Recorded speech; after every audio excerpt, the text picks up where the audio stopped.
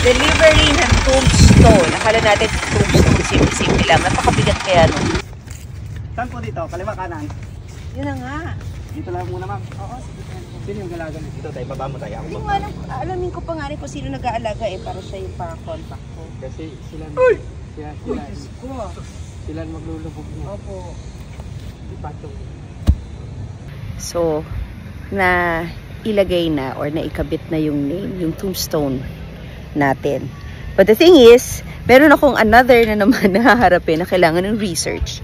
Kasi, itong interment na to, yung nakahukay, if you notice, for 2 body siya.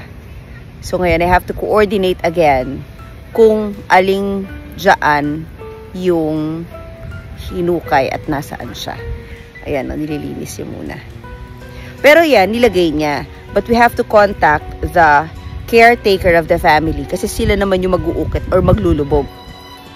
Eman, thank you so much. Thank you, ma'am. Thank you. Ako po si Angel Hazel with wings.